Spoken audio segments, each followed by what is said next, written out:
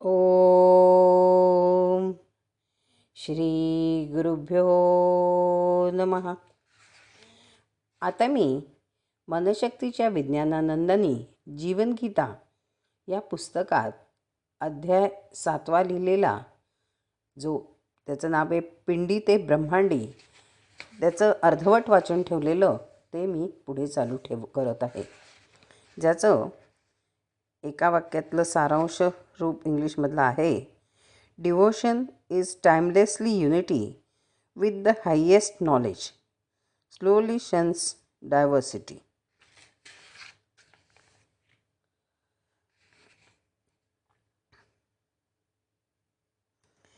सातव्या अध्यायात मोठ्यातला मोठा हिशोब जो मिटवला आहे कृष्णानं, तो असं सांगून की devotion is timeless unity with the highest. तू एकदा त्याच्याशी मिळालास, मग नंतर बदल नाही. आणि जर हे तुला सहन होत नसेल तर तू ज्ञानमार्गाने हळूहळू जा, बाय इन्स्टॉलमेंट्सने जा. मग तू भक्तीचं नाव काढू नकोस. दोन्ही श्रेय तुला एकदम घेता येणार नाही, नाहीतर मग अपश्रेय होईल. त्याचं श्रेयाचं रूपांतर अपश्रेयात होतं, ते हेतूनच. आपण नेहमी म्हणतो की देव असा आहे. देव कसा आहे? मगाशी मी एक साधी उपमा तुम्हाला दिली की स्वतः सगळं करून शेतात पिकवणं, दळणं, तळणं, खाणं या सगळ्यांना फाटा देऊन कुठल्याही हॉटेलमध्ये जिथे तुमची श्रद्धा आहे तिथे जाऊन मागा.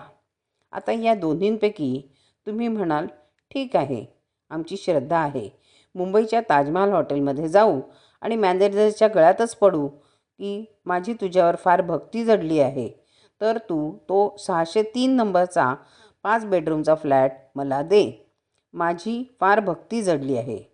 तो तिथला मॅनेजर तुम्हाला सांगेल, तू असं कर, मला तुझी परीक्षा पाहू दे,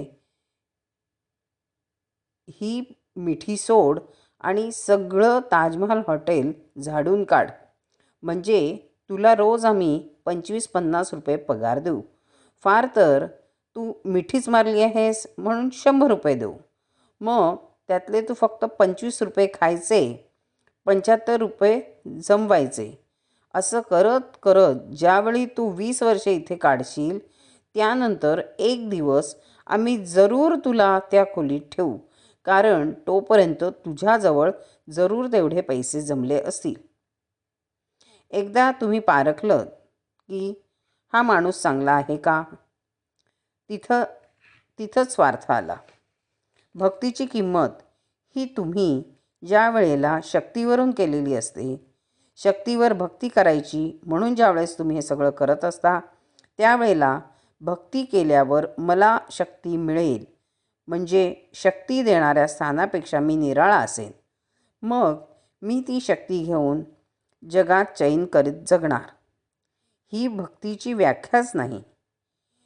भक्ती नाही ती भक्ती. मी चिकटेन, तिथनं बाजूला होईन, तिथनं मिळालेल्या शक्तीचा उपयोग बाहेर जाऊन चैनीसाठी करेन, ही भक्ती नाही. एकदा तुम्ही एकता घेतलीत की तो जे करेल ते तुम्ही केल्यासारखंच व्हायला पाहिजे, तरच त्याचं नाव भक्ती, नाहीतर भक्ती असूच शकत नाही. हे जर तुमच्या लक्षात आलं नाही तर भक्तीचं नाव आणि स्वार्थाचं गाव एकच एवढंच उरतं. धड हेही नाही आणि तेही नाही, अशी परिस्थिती उरते. दाणादाण उडेल सगळी. सबंध आयुष्य निराशेला विकलं जातं. हे टाळायचं असेल तर नीट व्याख्या जगा. हे जे अर्जुनाचं झालं होतं, कृष्णाजवळ राहिल्यामुळे तो शहाणा झाला नव्हता. कृष्णाजवळ तो आयुष्यभर होता. तो शहाणा झाला तो त्या कुरुक्षेत्रावर गीता ऐकल्यामुळे. म्हणजे संकटात तो स्थिर राहिला, हे त्याचं नशीब. आयुष्यभर तो नुसता कृष्णाच्या बरोबर राहिला, सखा सखा म्हणत होता, त्याचा काही उपयोग झाला नाही. ख म्हणजे आकाश आणि स म्हणजे सह. आकाशासह अख्खा कृष्ण शेजारी असून सुद्धा तो त्याला सखा सखा म्हणत होता. काही उपयोग नाही अशा सखेपणाचा. द्रौपदीसुद्धा तितक्याच लायकीची. ती भाऊ भाऊ म्हणत होती. तुम्ही म्हणाल, काय हो असं भयंकर म्हणता? द्रौपदी तर परमभक्त म्हणून गाजली होती. द्रौपदी किती परमभक्त होती यावर मी एक लेखच लिहिला आहे. द्रौपदी जर परमभक्त होती आणि कृष्णाला हे जर पटलेलं होतं, तर मग दुःशासनानं तिच्यावर जो महाप्रसंग आणला होता त्यावेळी त्या कृष्णानं केलं काय? पहिल्यांदा त्या द्रौपदीनं धावा धावा, हे कृष्णा हे सावळ्या धाव असा टाहो फोडला. असा आक्रोश केल्यावर स्वतः कृष्ण आला का? मुळीच नाही. का नाही आला? त्याला एवढी कोहिनूर मिळेल एवढी पातळं पाठवता येतात. भराभर ज्याला सूक्ष्मरूप घेता येतो, भव्य रूप घेता येतो, त्या कृष्णाला का येताना आलं नाही तिथे? तू दुकानात जाऊन जर 5 रुपयाची नोट दिली असेल तर तुला 5 रुपयांचा माल मिळेल. 50 रुपये दिलेस तर 50 रुपयांचा मिळेल. तू सर्वस्व देऊन टाक, तुला सर्वस्व मिळेल. तो दुकानदार तुझी जबाबदारी घेईल. तू सर्वस्व दे ना. तू आखडून ठेवणार आणि म्हणणार, देवा का पातळ माया केली? अरे देवाने तुला पातळं दिली नाही का? तुला पातळच पाहिजे होती ना. तुला पातळच पाहिजे होती त्या क्षणी. त्यानं ती दिली. मग आता पातळ माया का केली म्हणून रडायला काय झालं? मला एक आश्चर्य असं वाटतं की तो देव तरी असा चमत्कारी की अशा बावळट भक्तांना पहिल्यांदा आशेला लावतोच कशाला? पण तो बिचारा तुम्हाला संधी देत असतो की काल मूर्खपणा केलात, आज तरी शहाणे व्हा. तो काय करणार? तो अकाल आहे. शीख पंथानं म्हटलेलं आहे, सूक्ष्म शक्ती अकाल आहे. जय अकाल, सत श्री अकाल. या घोषणा तुम्हाला माहीत आहेत का? अकाल याचा अर्थ त्याला कालाचं बंधन घालू नका. तुम्ही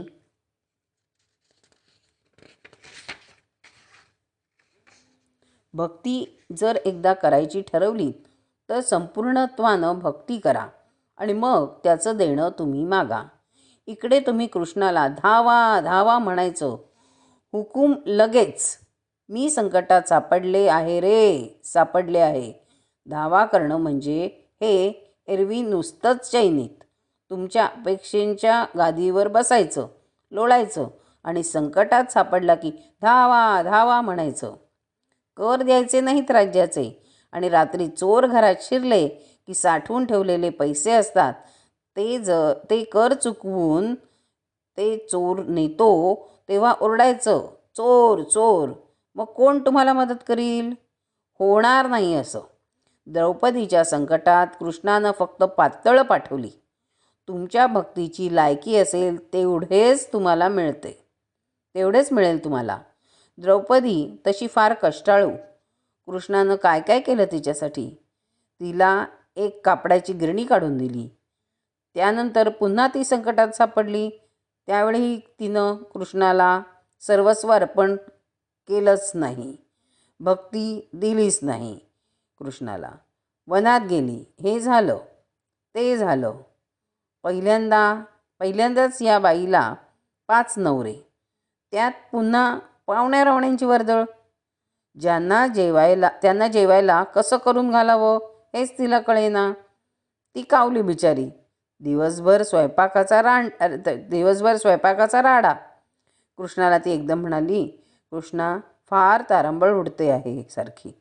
आधी हे 5 यजमान, त्यांचे पाहुणे मित्र, भीमाचे सासूरवाडीचे आले म्हणजे सगळे राक्षसच. खा खा खायचं. अशा परिस्थितीत ती वैतागली. तेव्हा ती म्हणाली, खायला तरी किती घालू यांना, आता काहीतरी सोय कर. तेव्हा कृष्णानं तिला एक थाळी दिली. म्हणजे आधी कापडाची मिल दिली, नंतर एक खाणावळ काढून दिली की जेव्हा किती पाहिजे असेल ते. मी लोकांना सांगतो, तुमच्या कारकिर्दीचा हिशोब देव पाहतो. त्याच्याजवळ प्रत्येकाचं कीर्द खतवण्या असतात. भक्तानं मागितलं की ताबडतोब तो धावत नाही. तो कीर्द खतावण्या तपासत बसतो. बॅलन्स किती आहे? बॅलन्सचा एक अर्थ आहे समता आणि दुसरा अर्थ आहे शिल्लक. शिल्लक किती आहे तुमच्या नावे त्याप्रमाणे तो मदत पाठवतो. अरे पहा, कृष्णाजवळ पातळच फक्त होती का? नाही रे. हातातलं सुदर्शन चक्र होतं, ते त्यानं का पाठवलं नाही? गरकन ते गेलं असतं आणि दुःशासनाचं मुंडकं उडवलं असतं तर हजारो लोकांचे प्राण वाचले असते कुरुक्षेत्रावर. कृष्णानं कीर्द खतावण्या पाहिल्या, द्रौपदीचा हिशोब, तिला आपण किती देऊ शकतो हे पाहिलं. सुदर्शन चक्र त्याने बाजूला ठेवलं. म्हणाला, अजून हिची एवढी लायकी नाही, एवढी श्रद्धा नाही आपल्यावर, अजून संशय चालूच आहे. मग त्यानं काय केलं? त्याने कापडवाल्याला पाठवून दिलं. होलसेल मर्चंट पाठवून दिला एक, त्यापेक्षा जास्त नाही. एकदा तुम्ही भक्तीच्या किमतीबद्दल बोलायला गेलात तर उपयोग नाही. भक्ती ही अमूल्य आणि अव्यक्त असली पाहिजे. मी आज भक्ती करीन, उद्या त्यातून मिळालेल्या शक्तीनं पेढे बासुंदी खाईन किंवा चैन करीन, ही शक्ती नव्हे आणि भक्तीही नव्हे. अशानं गीता समजणार नाही, कृष्ण समजणार नाही, आपण आपल्याला समजू शकणार नाही, धर्म समजणार नाही, देश समजणार नाही, आयुष्य सगळं वाया जाईल. तुमच्याजवळ 2 तर मार्ग आहेत, एक भक्ती तरी घ्या, नाहीतर ज्ञान तरी घ्या. जरी तुम्ही भक्ती घ्यायची ठरवली तरी ती तुम्हाला संपूर्णत्वानं घेता येईल का? आणि नसेल तर ते मुक्कामाचं ठिकाण ठरवा. ज्ञान मार्गानं चला, ज्ञान तुम्हाला सवड देतं. भक्ती एकदम मागते, ताबडतोब त्याचं मूल्य मागते. तुम्ही असं म्हणू शकता का की मी आजच्यापेक्षा उद्या देवावर जास्त विश्वास ठेवीन, उद्यापेक्षा परवा आणखी जास्त विश्वास ठेवीन. देव तर एकदा तुम्ही मानला तर ही भानगड काय? तुम्हाला असं एकदम म्हणता येणार नाही की मी भक्तीच्या संपूर्णत्वाला पोहोचलो, कारण ताकद नाही तेवढी. मग ज्ञानमार्गाने जा. नक्की ठरवा, संख्या का गुण, शरीर का मन, सूक्ष्म का भव्य. अर्थात एक ठरवलं तरी दुसरं तुम्हाला घ्यावं लागतं, हे मला मान्य आहे. पण मग तो तौलनिक फरक आहे, प्रामुख्यानं मन का शरीर असा प्रश्न येतो. दोन्हीपैकी काहीतरी एक मागा, दुसरं अनुषंगानं येईल तेवढंच. असा भक्ती आणि ज्ञानातला फरक आहे. उपमा देताना मी पुढे तुम्हाला सांगतो आहे की तुम्ही ज्ञान घेता तेव्हा प्रत्येक वेळी ज्ञानाची वरची पायरी चढता येते. उद्या जास्त ज्ञान घेईन हे चालतं. आज पहिलीत आहे, उद्या दुसरीत जाईन, परवा तिसरीत, हे ज्ञानमार्गात चालतं. म्हणून ज्ञानमार्गात हळूहळूपणाला वाव आहे. भक्तीत तो नाही. भक्तीत तुम्हाला संपूर्ण मिळून जायला पाहिजे आणि तीच प्रक्रिया आहे. पाण्याचा एखादा थेंब जर वर्ण नदीत पडला तर ताबडतोब एकरूप होतो. तो असं नाही म्हणू शकत की मी आत्ता इथे एकरूप झालो आहे, पण टेंटेटिव्ह आहे सध्या, मी केव्हा बाहेर पडेन ह्याच्यातनं, असं त्याला म्हणता येणार नाही. तो पदार्थ विज्ञानशास्त्राच्या नियमानं वाफ होऊन अलग होईल, हा मुद्दा निराळा आहे. त्याला आपण होऊन निघायला मार्ग नाही. ही एक उपमा आहे, लक्षात घ्या. थेंबाला एकरूप व्हावंच लागतं. ज्ञानामध्ये मात्र तुम्ही थोडं अलग राहू शकता. तुरटी असेल, खडीसाखर असेल तर ती पाण्यात पडल्याबरोबर जर काढून घेतली तरी चालेल. ती म्हणेल, मी आज थोडी बुचकळते या ज्ञानात आणि मग उद्या पुन्हा थोडं, परवा थोडं. एकदम मला विरघळणं, संपणं सहन होणार नाही. बरोबर आहे ते. मी तुम्हाला चांगली उपमा देतो आहे ते पहा. नदीतले गारगोटे म्हणजे संपूर्ण स्वावलंबन. ते म्हणतात, आम्ही नदीच्या पाण्याच्या प्रवाहामुळे गुळगुळीत होऊ, तरीसुद्धा सारखं घर्षण एवढं प्रचंड होतं की त्यानंतर त्याला आकार येतो. तो म्हणतो, मी स्वावलंबन करीन, मी एकदम पाण्यात नाही विरघळून जाणार. मी केव्हाही बाहेर निघेन. बरोबर आहे. याचं कारण गारगोटीचा संकल्प हा घट्टपणावरच झालेला असतो. पण मी गारगोटी राहीन आणि खडीसाखरेसारखे फायदे मिळवीन.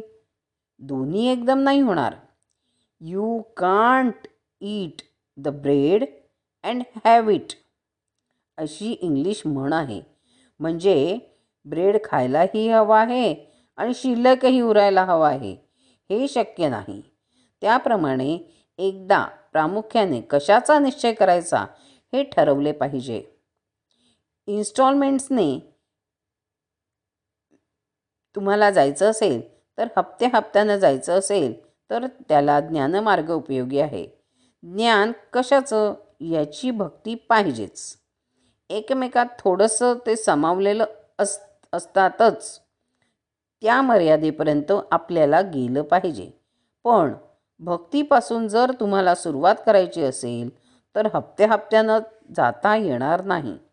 ज्ञानेश्वरीमध्ये भक्तीचं वर्णन करताना सांगितलं आहे.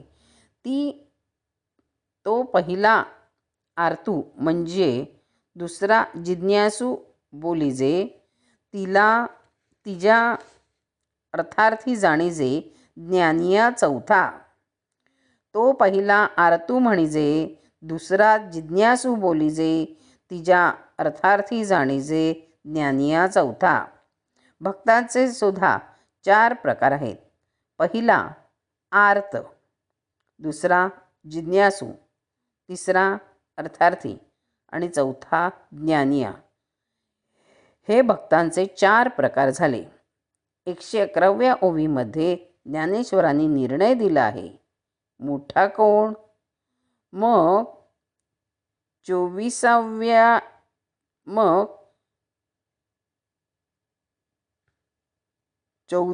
ठाई काहीच करणे नाही, म्हणून भक्त एकू पाही ज्ञानिया जो.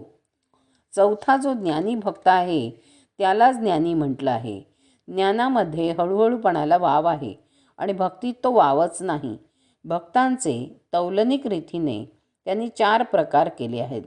4 प्रकारांमध्ये अर्थार्थी म्हणजे जो पैशासाठी देवाकडे गेला आहे तो मला पैसे दे म्हणतो.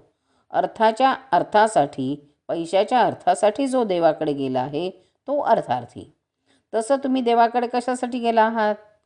आर्त म्हणजे जो दुःखी झाला आहे. देवा गळू झालं आहे, बरं होत नाही, कॅन्सर झाला आहे, बरा होत नाही, देवा सोडव या संकटातून. तेव्हा आर्त म्हणजे आर्तता. आर्त किंकाळी फोडली. आर्त म्हणजे दुःख. या दुःखातून मुक्त होण्यासाठी तो देवाकडे जातो आणि म्हणतो, देवा मी तुझा भक्त आहे, मला सोडव यातनं. तो आर्त भक्त आहे. एकदा तुम्ही ठरवा, तुमची काळजी तुम्ही करणार आहात की त्याच्यावर तुमचा विश्वास आहे तो करणार आहे. तुम्ही त्याला सखा म्हणा पाहिजे तर द्रौपदीसारखं. पण खरं त्याच्यासारखं जर तुम्हाला व्हायचं असेल तर तेवढं पुण्य, तेवढं तप स्वतः करायला पाहिजे. आणि ते जर करता आलं नाही तर त्याच्याच कलानं थोडं घेतलं पाहिजे. कारण त्याच्या ज्ञानानं तो देत असतो. त्याच्या अज्ञानानं त्यानं द्यायचं ठरवलं तर वाटोळ होईल. घेणाऱ्याचं आणि देणाऱ्याचंही. ह्या भूमिकेवरून ठरवा की ज्ञानपीठ का हरभऱ्याचं पीठ, आणि भजी करणं का भजणं. दोन्ही तुम्हाला एकदम करता येणार नाही. 2 शस्त्र 2 हातात घ्यायची आणि ती चालवायची ही चेष्टा नाही. एक निगेटिव्ह आणि एक पॉझिटिव्ह असं फार तर करता येईल. ढाल आणि तलवार एकेका हातात घेता येईल. दोन्ही हातात बंदुका यासाठी फार मोठी तपश्चर्या पाहिजे, फार मोठी प्रॅक्टिस पाहिजे. ती जी काही तपश्चर्या आहे त्याच्या आधीचं ज्ञान आणि भक्तीची मारामारी लावाल तर जीवन उद्ध्वस्त होऊन जाईल. एक काहीतरी पत्करा. जर तुम्ही ज्ञान पत्करलं असेल तर तुम्हाला करावेही लागेल हळूहळू, मिळेलही हळूहळू. लक्षात ठेवा, अत्यंत महत्त्वाचं आहे. मी हळूहळू करीन आणि मिळावं मात्र मला चटकन. भक्तीचं फळ तुम्हाला पाहिजे आणि ज्ञानाच्या शंकेची किंमत तुम्हाला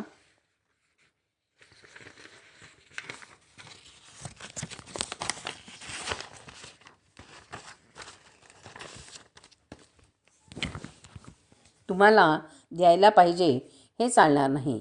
एकदा तुम्ही काहीतरी ठरवा की आमचा पूर्ण विश्वास आहे आणि तुम्ही इन्स्टॉलमेंटनी मागू नका, कारण मग विभक्त व्हायचा प्रश्नच येत नाही. त्याचे सर्व फायदे हे तुमचे फायदे असतील. त्याला जे जे मिळेल ते सर्व तो तुम्हाला देईल. तो कधीही दुजाभाव करणार नाही. एकदा तुम्ही भक्तीच्या गौरी शंकरावर पोहोचलात की शंकेच्या नंदीबैलावर पुन्हा खाली उतरू नका. नंदीबैलसुद्धा असं करत नाही कधी. नक्की एकदा काय असेल ते ठरवा. देवाच्या देवळात नंदी असतो तसं कासव असतं. कुठल्या देवळात असतं? गौरीशंकर होणं हे परमभाग्याचं आहे. तिथपर्यंत पोचणं हेही भाग्य आहे, कारण तुम्ही तिथे एकरूप होता. म्हणून नंदीबैल होणं हेही एका प्रकारचं भाग्यच आहे. मी तो म्हणेल ते ऐकेन. पण हेही होता आलं नाही तर नंदीबैलाचं श्रेय मागू नका. गौरीशंकराचं श्रेय मागू नका. कासवाच्या गतीनं मी जाणार आहे, ज्ञानमार्गानं मी जाणार आहे असं म्हणा. कासवाचं किती सुंदर वर्णन केलं आहे गीतेनं. कसं जगा? संसारामध्ये राहून तुम्ही कसे अलिप्त राहाल? कासवासारखे. कारण ते कासव आपलं अंग चोरून आत घेतं. आपले अवयव ओढून घेण्याची शक्ती त्याच्यात असते. थोडं थोडं हे करत जा. निश्चयानं करत जा. भक्तीनं करत जा. त्या मर्यादेपर्यंत तरी भक्ती असू दे. गौरीशंकर संकटात असला, गौरीशंकर एकटाच बसला आहे तिथे वाट पाहत की कोण खरं येईल. हजारो लोक देह सोडून गौरीशंकरावर गेले असतील. तुम्हाला त्यांचा पत्ता नसेल. तुम्हाला त्यांचं नावगाव माहीत नसेल. ज्यांनी देह सोडला त्यांचं नावगाव कसं माहीत असेल? ते तिथनं परत येण्यासाठी गेलेच नाहीत. याचं नाव भक्ती. ती भक्ती करण्याचं सामर्थ्य आपल्यात नसेल तर कणाकणानं पुढे जा. कासवाच्या गतीनं जर तुम्ही गेलात तर शर्यतीत तुम्ही जिंकू शकाल. गोष्ट तुम्हाला माहीत आहे ना? ससा म्हणजे कोण आणि काय हा विषय पुढच्या पाठाचा आहे. त्यावेळी आपण सांगू कोणत्या साधनांमुळे आपल्याला कासवाच्या पाठीवर जाता येईल. ही भक्ती, कणाकणाची भक्ती कशी करता येईल हे आपल्याला पुढच्या अध्यायात पाहायचं आहे. तूर्त आपल्याला लक्षात घ्यायचं आहे ते एकच की भक्ती ही अकाल एकता आहे. अकाल म्हणजे अक्कल असलेली असं सुद्धा म्हणा पाहिजे असेल तर. पण एकदा भक्ती निर्माण झाली की मग वेळेचं सांगू नका. मी सतत हेच ध्यान करीन असं म्हटलं पाहिजे. ज्ञानावर दृढ विश्वास तुम्हाला तारील. म्हणून मी जिवंत असताना एका मर्यादेपर्यंत तुम्ही शंका घेतली तर माझ्यापुरतं मी असं म्हणेन की तुम्ही तुमचं नुकसान करून घेता. माझं काही नुकसान झालं नाही. तुम्ही स्वतःशी अलिप्त राहा. मी माझ्या शंकांचं, माझ्या इच्छांचं चोचले तरी किती पुरवणार आहे? छोटंसं असतं कासव तरी छोटीशी ज्ञानाची गती पण अगदी दृढनिश्चयानं घेईन असं म्हणा. श्रीमंत माणूस म्हणतो माझ्याकडे सोन्याचा राजवाडा आहे आणि गरीब असं म्हणतो की माझ्याकडे कणभर सोनं आहे. संख्यात्मक फरक असेल पण गुणात्मक फरक काहीच नाही हे लक्षात ठेवा. म्हणून कितीही थोडं असलं तरी हरकत नाही, पण ते 100 नंबरी सोनं असलं पाहिजे. हायएस्ट, सर्वोच्च असलं पाहिजे. तेथे इम्प्युरिटी, अशुद्धी, भेसळ असता कामा नये. हळूहळूपणा गुणात असता कामा नये. जर गतीत असला तरी चालेल. गतीत असलेला गुण छोटा असला तरी चालेल, पण मुळात गुणामध्ये छोटेपणा असला तर चालणार नाही. गतीमध्ये कमतरता चालेल, गुणांमध्ये कमतरता चालणार नाही. याचं नाव ज्ञानश्रेष्ठ भक्ती आणि त्या दिशेनं वाटचाल करणं हे ध्येय असलं पाहिजे. धडा शिकवण्यासाठी नसतो, धडा घालून द्यायचा असतो. तत्त्वज्ञानाचा वरवर अभ्यास केला तर संशय निर्माण होतात, पण खोल अभ्यासाने संशय नाहीसे होतात. ओम शांती शांती शांती.